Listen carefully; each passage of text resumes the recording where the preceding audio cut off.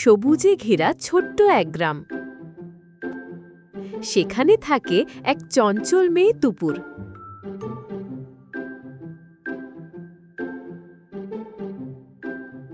একদিন সকালবেলা টুপুর মাঠে ঘুড়ি উড়াচ্ছে। টুপুর ঘুড়ি উড়াতে উড়াতে হঠাৎ থেমে যায়। তার চোখ পড়ল আকাশের দিকে। টুপুর অবাক হয়ে গেল। সে বলল, আরে, রংধনুর অর্ধেকটা নেই, সব রং থেকেই নেই। কে রংগুলো নিয়ে গেল?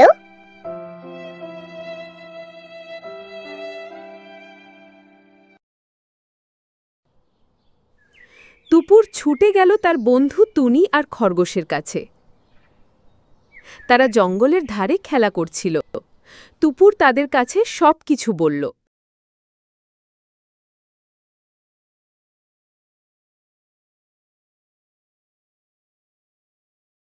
টুপুর বলল, চলো রংধনুর রংগুলো খুঁজে বের করি। খরগোশ বলল, নিশ্চয়ই কেউ চুরি করেছে। টুনিও ওদের কথায় সাই দিল।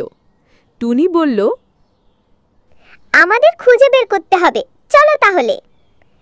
আমি আকাশ থেকে দেখে পথ দেখাবো। আমার চোখ কিন্তু খুব তীক্ষ্ণ।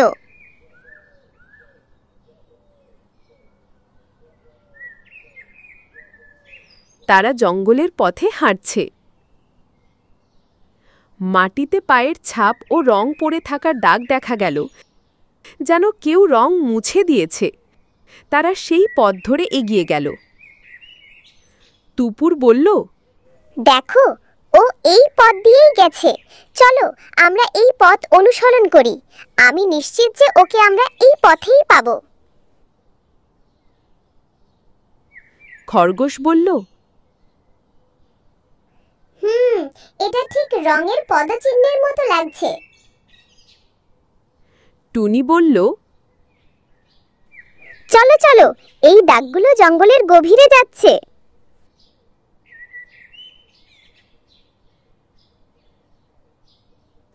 জঙ্গলের গভীরে গিয়ে তারা দেখল এক দুষ্টু ঘাসফড়িং সব রং নিয়ে তার বাসা সাজাচ্ছে। টুপুর অবাক হয়ে প্রশ্ন করল, তুমি রংধনুর রং চুরি করেছো কেন? ঘাসফড়িং বলল, আমার বাসা একদম ফ্যাকাশে হয়ে গিয়েছিল, তাই আমি রংগুলো নিয়ে সাজাচ্ছিলাম। খরগোশ বলল, কিন্তু তোমার জন্য পুরো গ্রামের রংধনু হারিয়ে গেছে। টুপুর একটু ভেবে হাসি মুখে বলল, আমরা তোমার বাসা সুন্দর করে দেব, কিন্তু রংধনুর রং ফিরিয়ে দাও। ঘাসফড়িং বলল, তোমরা সত্যি আমার জন্য এটা করবে? টুনি বলল, অবশ্যই, বন্ধুদের তো সাহায্য করতেই হয়। তারা জঙ্গলের সুন্দর সুন্দর ফুল, পাতার রং, পাকা ফলের রস দিয়ে ঘাসফড়িংয়ের বাসা সাজালো।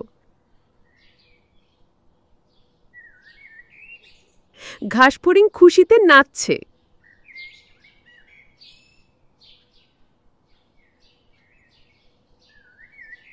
ঘাসফড়িং রংধনুর রং ফিরিয়ে দেয়। আকাশে ঝলমল করছে পূর্ণ রংধনু। টুপুর, টুনি আর খরগোশ খুশিতে হাততালি দিচ্ছে। ঘাসফড়িং বলল, বন্ধুত্ব মানে ভাগাভাগি আর একসাথে কাজ করা। টুপুর বলল, হ্যাঁ, এতে সবাই খুশি থাকে। এভাবেই টুপুর আর তার বন্ধুরা শিখল, ভাগাভাগি করলে সুখ বাড়ে।